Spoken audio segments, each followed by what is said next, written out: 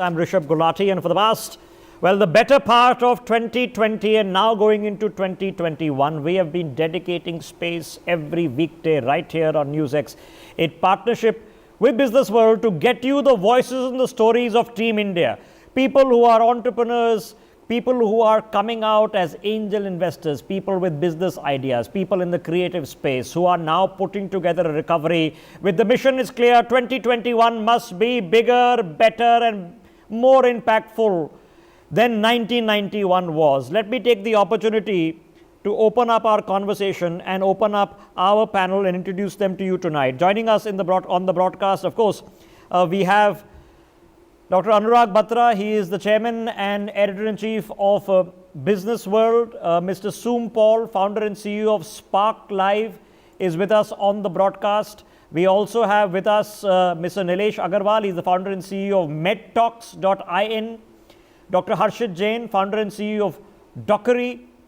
Mr. Neeraj Huti Singh, founder and managing director of Signet Infotech. And let me quickly hop across to Dr. Batra to set up this conversation with us. Dr. Batra, Happy New Year. Hope you're recovered well, sir, and COVID is now done and dusted.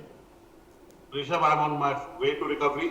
I feel good, but I think there is some way to go, and I'll be fully good. But it's good to host the first show in 2021 with you. And let me start by asking Mr. Paul. Mr. Paul, you have a background in technology. You worked, you went to a premier engineering school, then you went to Switzerland. You were part of many technologies companies before you set up Spark Live. Tell our viewers what Spark Live is and how Spark Live has leveraged 2020 to be ready for 2021. Where are you headed? Let me start with you. So Spark Live is a marketplace of live services. By live services, we mean services where passionate trainers, creators, teachers, professionals can offer online services to users from India and abroad, right? So what they can do, for example, is list their services, get discovered, get paid, and then offer it on video call or conference. We actually came up with this service right at the time, just before the COVID hit the world. And since then, thousands of professionals have actually used this service to generate income, regular income, and provide services to users across. These services range from yoga, fitness, diet consultation, mental health, and a variety of others. We were also recently recognized by Startup India Initiative on the Atmanirbhar App Challenge as one of the apps in the office category, which is enabling India to become Atmanirbhar. Okay, Mr. Paul, give us a sense through numbers of how many people utilized your service. What is the kind of income you generated for people who were able to utilize your platform to be able to carry their mission forward? Give us a sense through numbers. Sure. So we typically see between 35 to 50,000 sessions currently happening on the platform monthly. And these sessions are offered by over 2,500 professionals, which are services on the platform, both Maasi and very long tail. By Maasi services, it would be like, for example, spoken English classes or diet consultations for elderly, or yoga or fitness classes, all the way to very, very niche ones, like, for example, Kalari Payoti training, Taekwondo training, and things like that. And professionals are joining on a regular basis. This actually launched in April, May. And since then, we have been innovating to bring more and more legs to this. We are just launching international as well, so that the diaspora sitting abroad can avail services from a, let's say, therapist in India, right? Or from...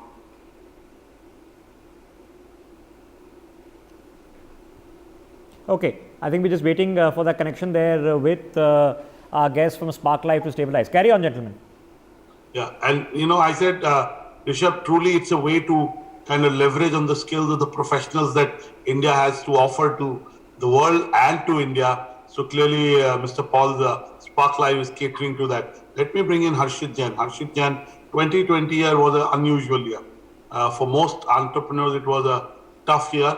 And they toned down their expectations, did the best they could in whatever was available to them. Give us a sense of how has your venture done in 2020 and where are you headed to in 2021? Great. Yeah, thanks, Anurag.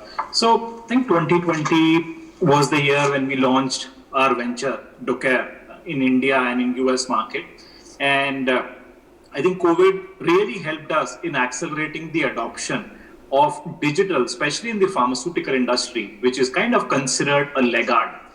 And so Docare is world's largest network of physician-only platforms for programmatic advertising. And so what we do is we aggregate all the platforms that physicians visit for their professional purposes.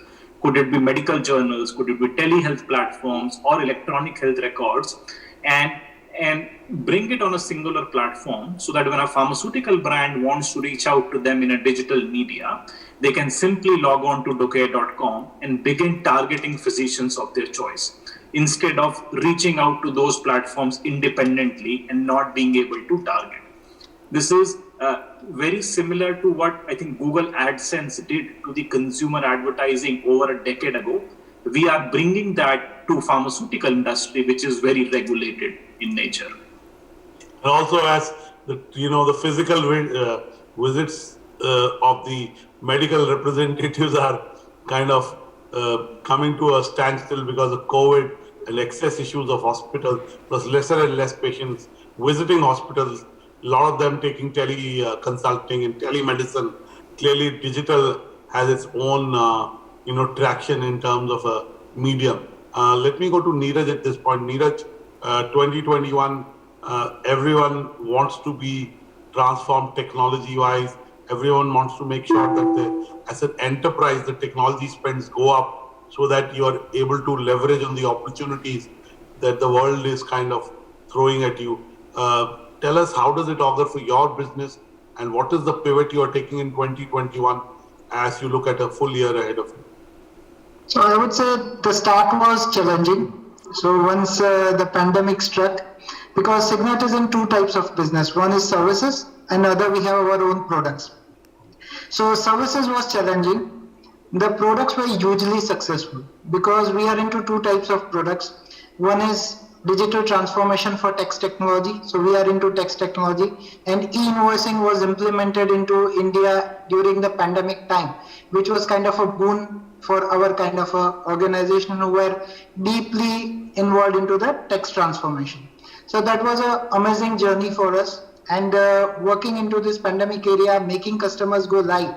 And today we can say that about 16 to 18% of the total invoicing that are being generated into India go through our platform. So it was a hugely successful thing. And then we had another product called Signature, which is a digital signing of documents. And we were kind of, before the pandemic, struggling how to position ourselves, how to really market ourselves, or kind of go deeper with it. But during the pandemic, it was something all our clients wanted, and everybody wants to go digital. So that also became hugely successful. So on one end, we were kind of thinking that this will not pan out to be a good year. Instead, it is turning out to be a much better year than what our expectations were there. And it clearly established us as a product company. So that was a major benefit out of the pandemic, I'll put it across. Fantastic. It's good to, Neeraj, always have some success stories. They say that success happens when hard work meets opportunity. And clearly, in your case and in your company's case, that comes and rings true. Let me go to Niresh Agarwal. Niresh, give us a sense of the pivot you took in 2020 to be able to be more relevant in 2021. Hi, Anurag, thanks for having me. So as a larger organization, we are a healthcare communications company with interests in publishing, education, PR, advertising, etc.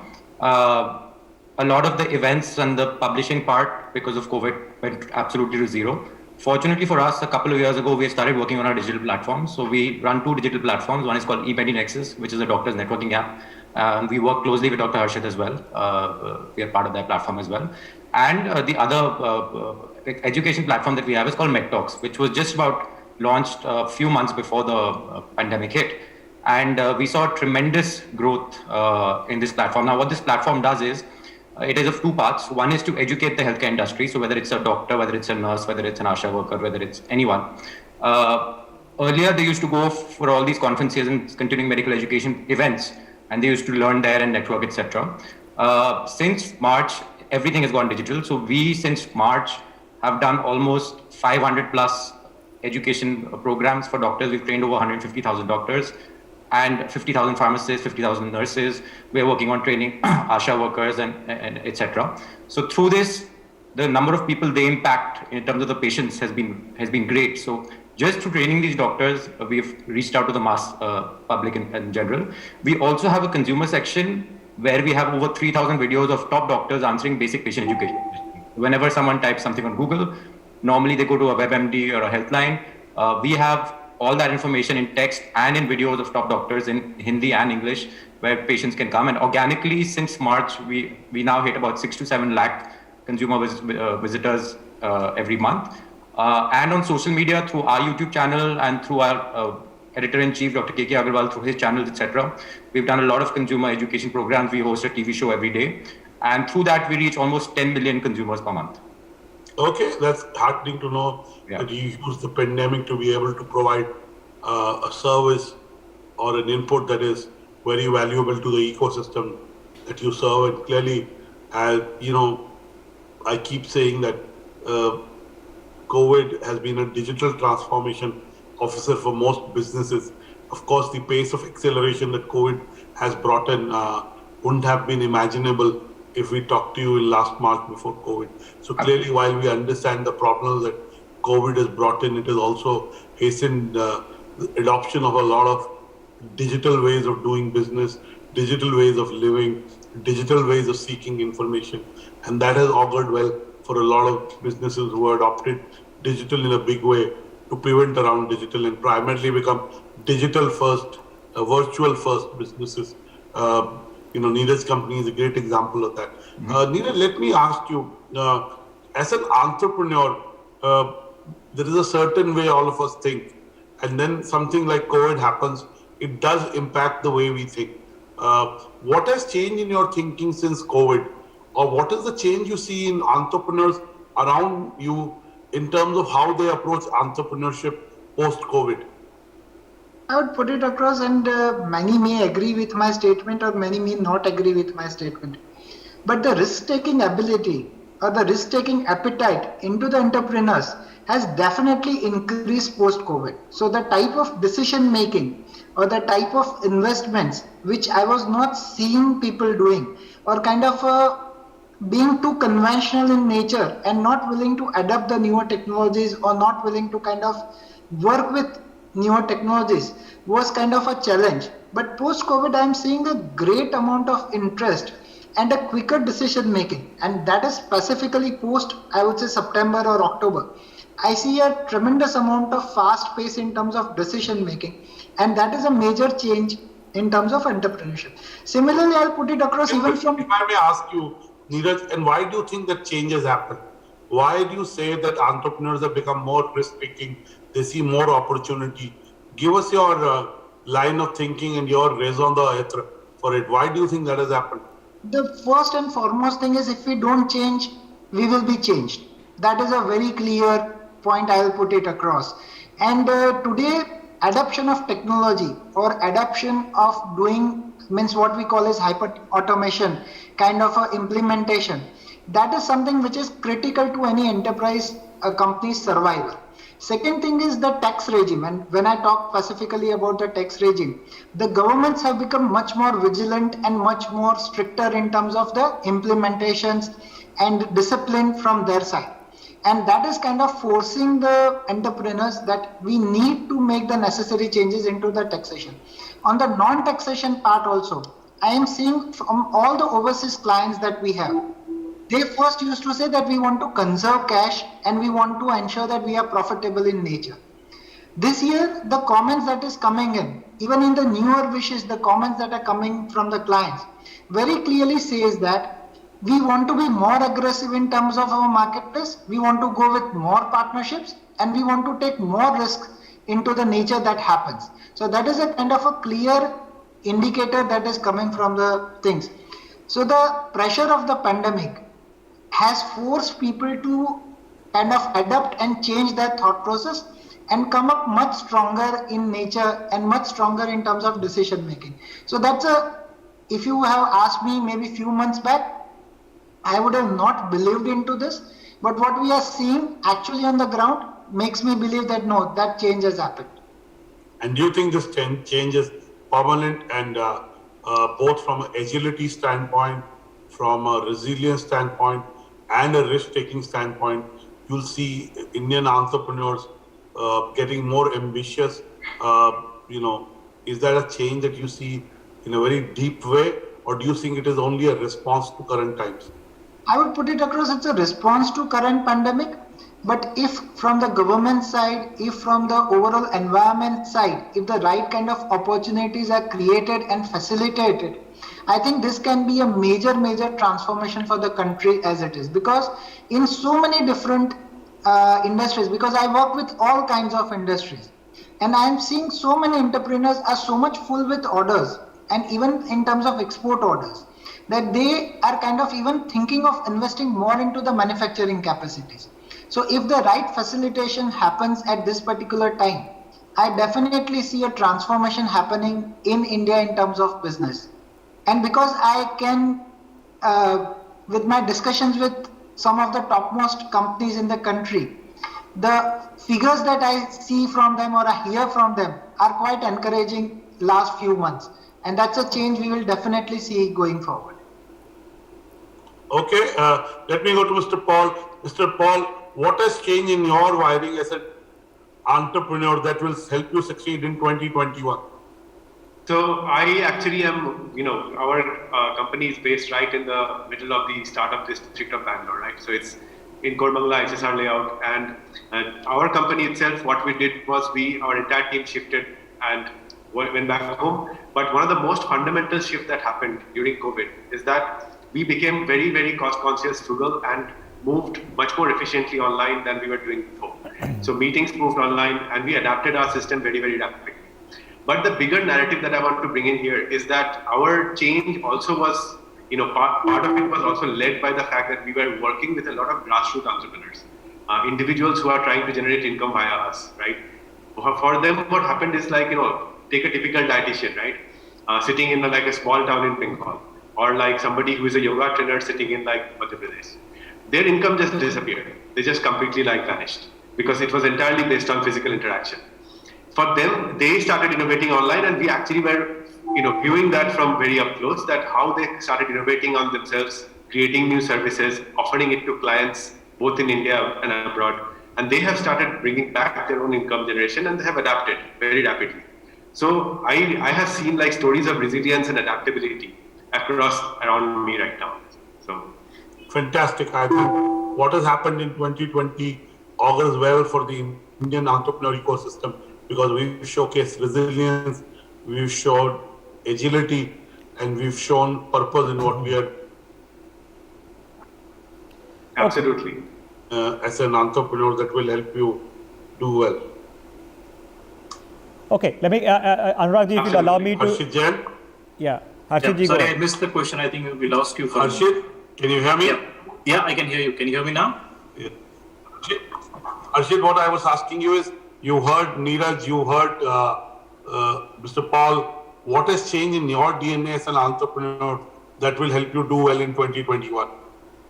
So I think to me, it was a transformative year from leaving a cushy job to becoming an entrepreneur. That was a big change in itself. And I think with COVID, it just helped me realize how short lives are and how every problem brings an opportunity to you.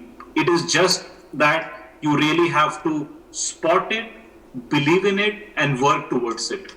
So, there are always two sides to every problem. Like COVID was a problem for the world, for sure, but COVID was an opportunity also. And I'm not saying just for our business, but even for India. Although at one end, the economy of India was suffering, but on the other hand, if we look at how the Prime Minister Modi really utilized that as an opportunity to boost Indian economy, to make India really Atmanirbhar. If I talk about the healthcare and pharmaceutical industry, it is one of the largest in the world.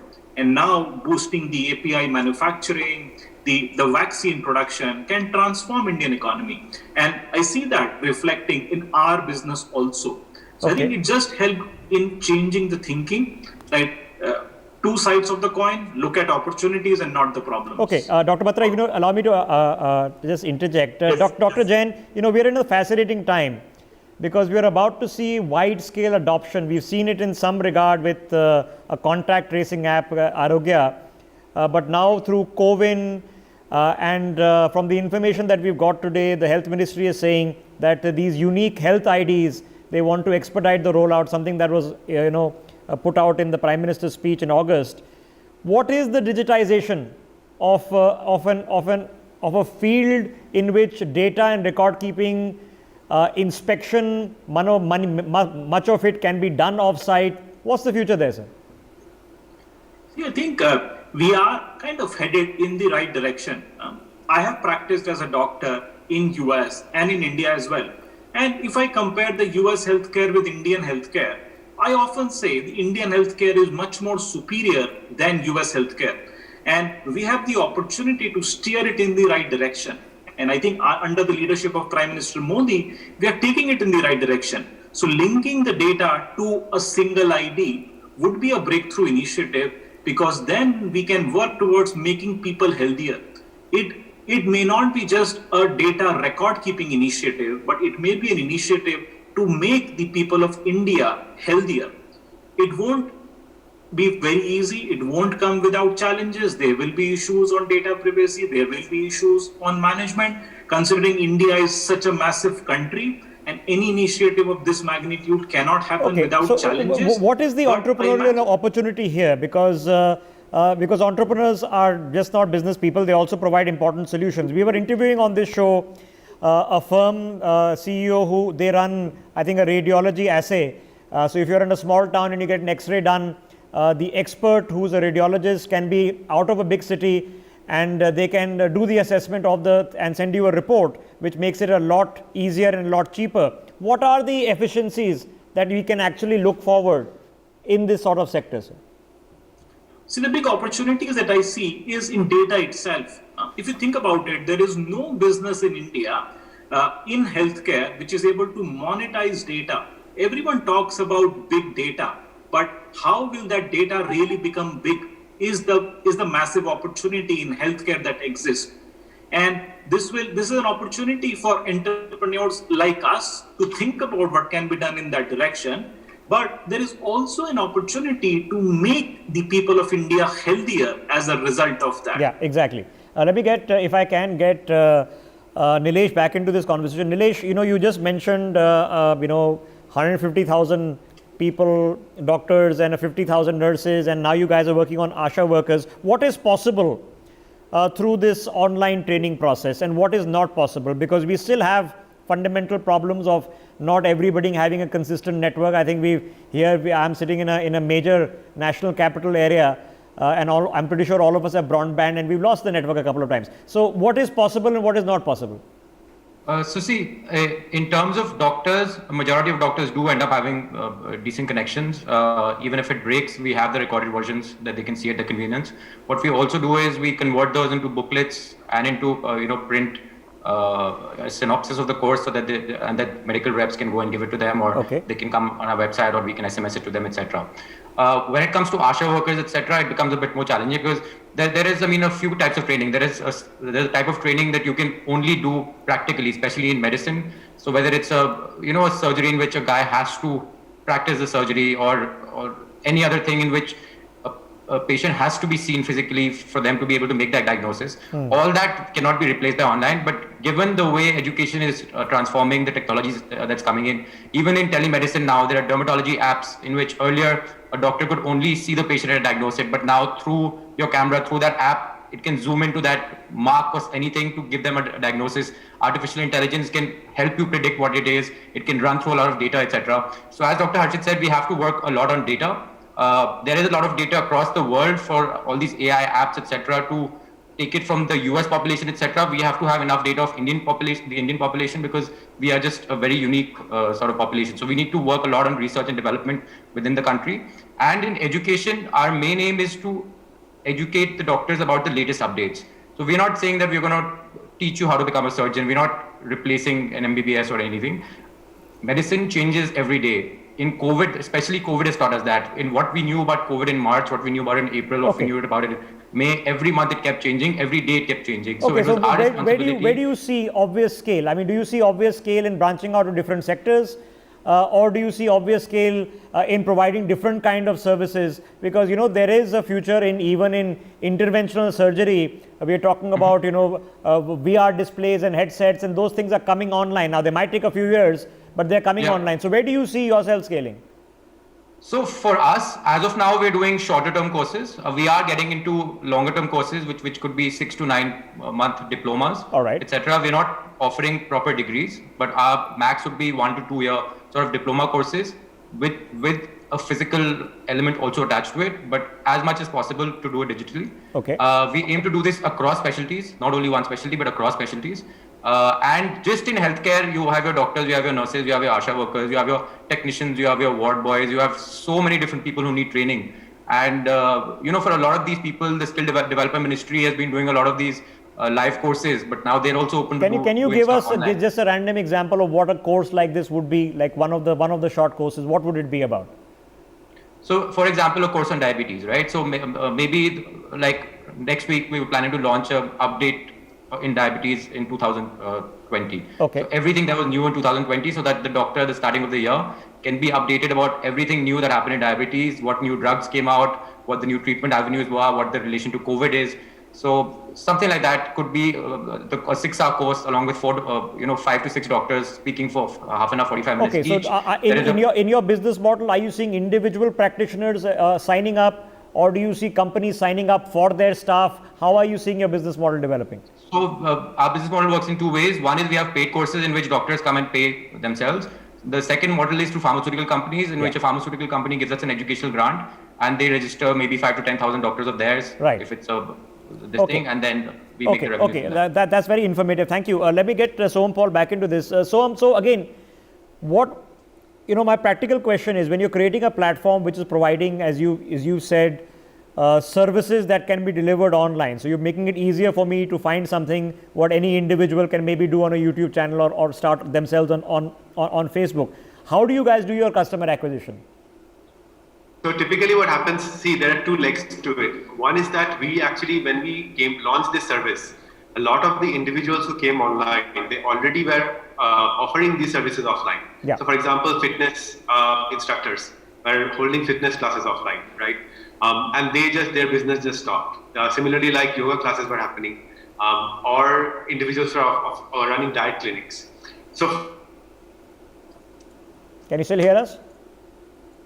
Okay, I think we just lost Soham's connection there. I think I've jinxed it by mentioning that data connections need to stabilize. Okay, Soham, I think you had an electricity failure, but we can still hear you, so you can go ahead. Okay, so what happened was that the first leg was to actually just help them ease in bringing their existing clients online and offering them live online services through that. Second part of it was word of mouth spread. A lot of folks who actually started availing these diet consultations or these yoga classes told their friends about it, spread the word in social media. Individuals who were coming online, they themselves were spreading the word on social media. So each of these professionals worked pretty much as our marketing channel also. Okay, so the question I'm asking you is that what makes it easier both for the practitioner or the service provider and for the service receiver by coming to you rather than simply Googling this and finding individuals who do this on other platforms? How does your platform make it easier? Okay, so take a typical dietitian from, let's say, the hinterlands of India, right? So to offer online consultation, what they would have to do is first create a Facebook profile, then create a Google Pay account, and then on Facebook profile they have to create a bunch of offerings, right? So they have to keep posting about the fact that they offer diet consultation. Then when people respond back, they will have to share Google Pay link. And when people pay the Google Pay link, they have to actually maintain a client list and then offer the service via Zoom. So it's a lot of fractured kind of data points that are happening across the board. Right. When they come onto our platform, what happens? They get a profile tailor-made for them. They get a very, very well-done profile written out for them. Then they get and then you take over accounting and record keeping and payment transfers for them. Okay, can you help our viewers understand? So what right now is the most popular kind of service that you guys are seeing that most people are logging in to provide or to receive? So we have had yoga, fitnesses, and very, very different strands of yoga and fitness happen on our platform. So for example, yoga for back pain or yoga for elderly. So they are not catered by vertical platforms which are just doing yoga classes. Our platform actually caters to a wide range of yoga services that they can avail. It could be diet consultations for elderly. This is another very, very popular segment. A third very popular segment is skill development. So we realized that, in Tamil Nadu, for example, there is a huge interest in getting tailoring classes because that happens to be an income generation skill. And that stopped completely. And so now this is all happening online on our platform, where tailoring tutors are actually training individuals on tailoring online. Okay, I would not have thought training. Yoga was predictable, but tailoring is one I've just thought that is unusual. But good. I'm guessing some of those tailoring was the face mask. Tailoring is not unusual in the sense is because it would provide livelihood. Yeah. And anything today in terms of courses, if you look at whether you look at the high-end courses, you look at the mid-end courses, anything that is paid for content on the internet has to lead to a source of income either being created or being enhanced. So, professionals and individuals are actually investing in themselves. I mean, in this case, he's talking about tailoring, because tailoring for a lot of people would then become a income generating thing. Yeah, and I'm guessing, Dr. Batra, some of the masks were tailored for us also. Okay, quick question for Neeraj. Neeraj, we are talking about big data and and AI and deep learning. In practice, what is it actually worth to people who are whom you are advising? So big data or data warehouse or data lake or stream analytics are the kind of words which are there. Now linking of data to each other is a critical aspect and you cannot live without it. So any type of data has to be stored properly, analyzed properly. So you use AI or you use any other tools, but it needs to be analyzed properly and retrieved properly for further information. So all of these things are not only a jargon, which is kind of something that we talk to people, but it is actually used in practice and much more in practice. Can you give us an example? Because let's say a company approached you and they said, okay, look, this is what we do, and how can AI help us? What would you tell them? What can it actually help with? Give us an example. I can give a very interesting example, and that is you are reading in the newspaper every day. So you read that the government has found so many people having a fraud of the tax evasion, and so many people have been kind of arrested. Correct. Now, how did they find out this particular information? It is very simple. They analyzed the data which is available there with them. They compared it with the income tax data that is available to them. They were able to identify who are the defaulters who are not paying tax or who are doing circular transactions. Okay, so explain this to me. So you're basically taking maybe a credit card database, and you are collating that with the income tax database and saying that, listen, income tax database with your GST tax paid database, right, and you collaborate it and you are able to identify the defaulters on a click of a button. So every tax officer's dashboard very clearly has the list of the defaulters in front of them, which they can utilize. And this is a very clear example of how big data and AI is being used in the country. But let me get Dr. Anurag Batra back into this. Dr. Batra, what is the subliminal messaging here that we are taking away from all these conversations that we are having? Are we seeing a bit of excitement for innovation, or are we seeing traditional business models that are still holding us in good? Traditional businesses up first, innovation later. First of all, let's accept services business have a more opportunity to innovate through digital delivery. Okay, so anything that has digital delivery, by the nature of the kind of work it is, lends itself to innovation. Now, clearly you can have innovation in farming. I mean, drip farming was one. You can have innovation in terms of better quality of crops that you grow. You grow certain high yield crops and not just low yield. But somebody will have to manufacture stuff. So there is innovation happening in manufacturing at a different level. But let me say, Rishabh, overall the mindset in the last 7 months, we've spoken to many entrepreneurs, and you've seen that they have been optimistic. You've seen that they've been able to pivot around their businesses. You've seen that they are more bullish about their business in 2021 than they possibly were in 2020 or 2019, even before the pandemic. More see Corona as having created an opportunity for them. Rather, it may have created a short-term disruption, but post that, they've been able to turn that disruption into a positive disruption, if I may use. So clearly, it says three things to me. One, India is fundamentally, I mean, if you again look at December's GST numbers, it will give you some hope. a very black and white idea of where the economy is headed. I mean, we can listen to naysayers, and we know that in a lot of sectors. So one, clearly the Indian economy is on a roll. The investments from all the companies into Jio were a big endorsement of that last year. To me, that was the biggest story.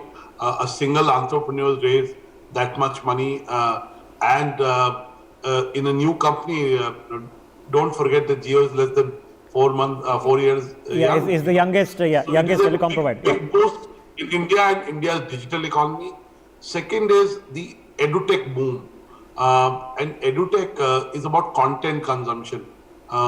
Whether it is Nilesh's company or it is Harshit, at the end of the day, they are piggybacking. Content is driving, even in e-commerce place. Today, cataloging has gone to a different level. Content is driving a lot of commerce. And third, I think in the next 27 days, we will have the budget. And in my view, there will be a lot of focus on these four. Yeah. One, obviously on agriculture. You'll see that the Prime Minister and the government will make a statement about the agriculture in the budget. Second is on non-renewable forms of energy, solar. Third is in terms of ESG investing. And fourth, dare I say, there will be even more incentives for being digital. So that push from the government will ensure that we are able to, as entrepreneurs, come out of COVID stronger than weaker. And I've said this consistently. I said it yesterday on the show that, those who are saying that the vaccine is, maybe it's too premature, whether it'll be effective, it has come through scientific testing. The makers of the vaccine have said that they will be the first one to take the vaccine once it is, available through a formal certification from the government. Dr. Guleria has said that the moment it is available to health workers, he will take now. So clearly, the vaccine coming out will be a game changer. Okay, because it fingers will crossed. take away the fear factor. Okay, fingers crossed. And of course, the budget is going to be, it's going to be a build-up to so much that has already been announced this year. So it's going to be a continuation rather than a complete new thing. But let me get Archit Jain back into this. Archit ji, have things fundamentally changed? If you had this conversation with you about 8 months ago, now are you seeing, is it becoming easier to operate with banks? Is the money flow become easier? Are you guys being able to target cash flows easier? Have things become a lot easier, or are we still a bit stuck? To us, I think things have become a lot easier. Earlier, there was intent to use technology, but there was a lot of dependence on face-to-face or physical media because that was available. I think COVID, because it just put a full stop to it, people were forced to adopt technology. And now everyone finds it so much easier to do those kind of transactions. The travel has reduced. Yeah, but I was asking you more specifically on running your own business, because the people when were having difficulty getting soft loans, they were having because the banks were not willing to lend, even the government was telling them, cash flow became a big hassle. Are those things easing out now? So definitely. So for us, for our business, because we launched right in the middle of the pandemic, and we managed to convert. We now work with top 8 out of 10 pharmaceutical organizations. And I have been in pharma since last 20 years and haven't seen pharma moving so fast. So it was so much easier to do meetings with larger group online, because they were keen to do it. Which was not easy to do physically. Okay, they were keen to do it. And I'm guessing, but during the pandemic, then did you guys bootstrap? Did you guys raise your own investment? So we raised capital during, again, in the middle of pandemic. We launched our product in June this year in 2 markets. And we managed to even travel between the 2 markets, and it was a lot easier. Everyone was so much more receptive, more agile, and more adaptive to use technology and take quick decisions and move forward. Okay, so let me flip around this question for Soham before I hand back to Anurag ji for the last set of conversation. Soham, what I'm trying to take a pulse of is, because when you were speaking to people 8 months ago, and we've done near about 170 hours of this telecast with BW, cash flow was a major problem. getting incremental loans was difficult. Not to say that investing or angel investing had disappeared, but it was a problem. Now, in your management, how have you guys? Has it eased out now? Is it easier for you to access funds? So what has happened is that the cost consciousness has grown over COVID. This is what I have noticed, right? It's the ability for a business to run with lot more leaner models is something that is now backed more easily. The larger spends that we were seeing earlier, like in say 2015, 2016, towards in the ecosystem, that sort of spend has transformed towards a lot more revenue focused, lot more cost conscious kind of business running, and that I think is fundamentally very, very good. In the long run, this will actually make the ecosystem stronger. Okay, so how important does it become for you guys, to at least make a gross profit? So we charge whenever service providers provide service, we get a cut out of it, right? So in our case, we only make money when they make money, and they are making money because they want to make money and survive. Okay, for us, it's very, very clear revenue model. Well, people making money is important. We are all in Team India. Anurag ji, back to you. Thank you, Rishabh. Clearly, one of the things we must do is to do a survey of entrepreneurs. And I promise you, the outlook would be much more optimistic when you talk to first generation, new age entrepreneurs. They don't have legacy issues of the past. They're looking at the future much more optimistically and clearly are more adaptive to the digital world that is around them. So when you sometimes talk to legacy businesses, that have legacies, whether it's in manufacturing, whether it's in service areas, that in some way have pivoted around COVID, around digital, you will find lesser optimism. But if you talk to first generation entrepreneurs in the digital economy, I think you will see India in a very different light. I want to ask all of you, we are on the 5th of January today, we're 26 days away from the budget. What are your expectations as entrepreneurs from the budget? Do you really have expectations from the finance minister, or you think that the current framework and the current incentives from the government are good enough to be able to build a business? Let me start this time with Harshit first, go to Neeraj, Nilesh, and last to you, Mr. Paul. So, I understand the priorities of the government in this time budget would be to boost the economy, and startups, I believe, are a big component of that economy who is working towards driving that forward. And maybe it's just for our business and not for others. I felt during the COVID pandemic, startups could have received little more support from the government, whether it was in terms of financing or other things. See, we work both in the India and US market, and that's why I keep comparing on how the two governments worked, and we were better supported just from a government financial perspective in the US market. So would expect little more support from the Indian government in this time's budget for startups. And qualify that support. In what form are you looking at that support? For example, Rishabh mentioned credit being available easily, credit being cheaper, so on and so forth. Give us very specific inputs in terms of your expectations. So access to capital, access to cheaper credit, and I think primarily around these. Okay, I think you've given us, cost to capital in India vis-a-vis any market. We are in the highest zone. Also, we take much more paperwork and much more approvals for approval of loans. Of course, our private equity and venture capital funding environment in the last decade has really blossomed, but we still have in early stage funding. Again, we have a lot of options, but I think we could do better there. So, Neeraj, what do you think the government can do better, and what are your expectations from the budget? My basic expectation is government would be quite constrained in terms of what it can do into it, but rationalization of the taxation structure, that they can do much more into it, and kind of having, instead of multiple models, simplify things by which businesses can focus more in terms of their business instead of onto that. Second thing is whatever red tape is still left over there, if it can be reduced to an extent, that would be beneficial. Third, there has to be a much more focus in terms of employment generation. So the organizations or the company who are generating more employment should be incentivized, and that is a way the startups also would be incentivized quite a bit into the process.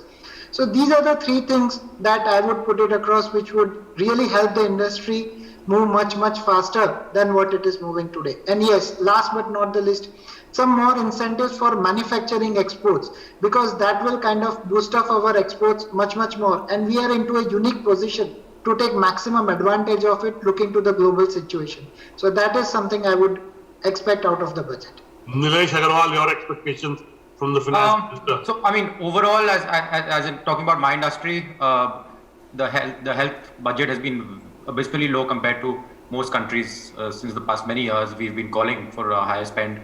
I hope with this pandemic, we have learned just the importance that health has. If we had allocated a higher budget to health over the past many years, we could have had better systems to have dealt with this pandemic the way Southeast Asian countries deal with it, and the way they managed to contain the spread. So it's never too late. Spend more on healthcare, train more doctors, train more nurses, train more staff, spend on more healthcare institutions. And even convincing the private hospitals to, not only focus on the first 2% of the people that they're focusing on. I mean, look at health overall for the whole country. Announce more initiatives. Clearly, the one sector that needs to get more investments is healthcare. Absolutely. More investment from the government, more investment from the private sector. Absolutely. Right from, in training, in terms of the manpower needed, from the infrastructure to investments in medical technology, medical marketplaces. The whole value chain of healthcare can be expanded. Plus, and we know that the investment in healthcare do impact GDP a lot. Yeah, absolutely. And they have introduced the PLI scheme for medical devices and for API manufacturers, etc. We need to do that more. We have a lot of dependence on China for the pharmaceutical companies to get their APIs from. A lot of focus needs to be done to get these in India. A lot more flexibility needs to be given for foreign companies to come into India. Some of the red tapeism, as Neeraj also had mentioned, needs to go away along with the tax structures, so that we take over what China has lost. China has given the world this virus, but they've also lost a lot in terms of people wanting to do business. China is seen as the big bad Absolutely. that is troubling the world. While China, of course, believes that it has emerged more confident, bigger, better. It has won a war. And also there is a new president elect in the US who's supposed to be, more soft on China, as an individual. So clearly China sees itself differently than the world sees China, but that's a different debate altogether. I've watched Rishabh's show and, China's been a theme in some of those shows. Mr. Paul, finally your word on what should we expect from the finance minister in the budget? What are your expectations? So one of the ways that startups can be incentivized, right, is that historically every employee that works in a startup typically gets incentivized to cash and ESOPs. And ESOP taxation in India has been complicated.